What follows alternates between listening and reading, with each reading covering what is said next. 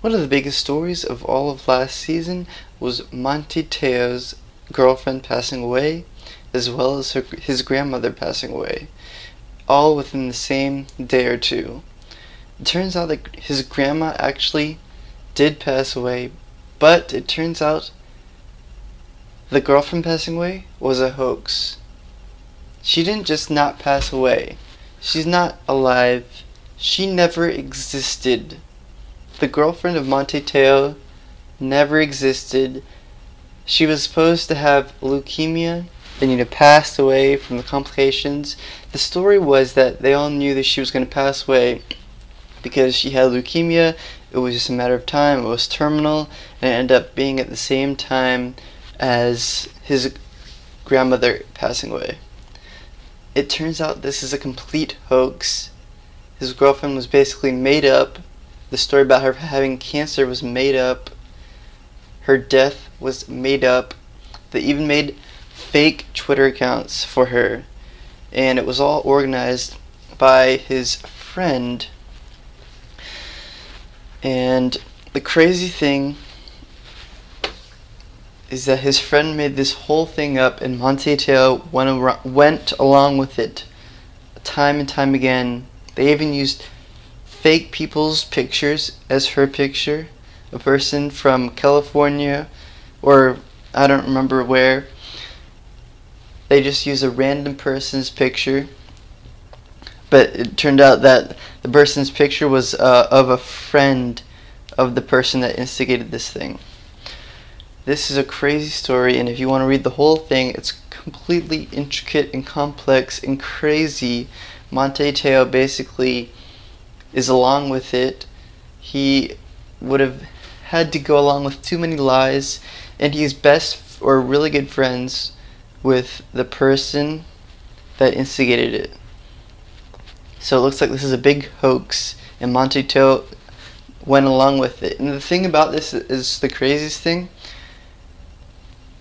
is that Manti Te'o almost won the Heisman Trophy because of this scandal. The scandal elevated his media attention to enormous heights.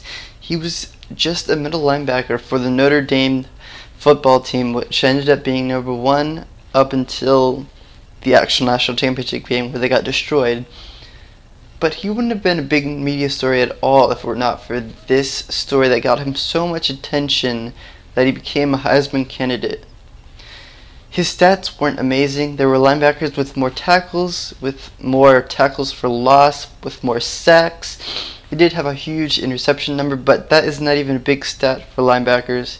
Linebackers aren't really well known for their interceptions, and it's not really a big deal to get a lot of interceptions, except, I mean, it is pretty nice to have as many interceptions as he had, but it's not a big story for a linebacker to have a lot of interceptions.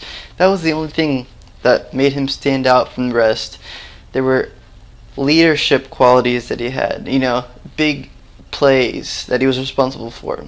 But his stats didn't stand out amongst the rest in anything, and he was playing a defensive position. Most players do not get accolades for being in defensive positions.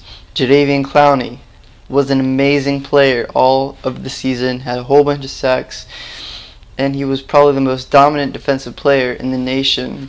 And he didn't even get a nomination. I mean, he was basically not even in the consideration for the Heisman Trophy.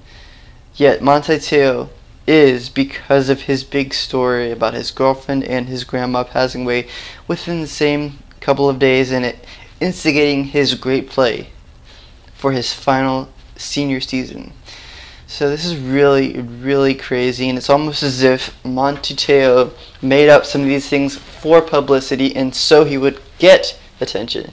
That's the craziest thing, is that he would go to such lengths to get attention.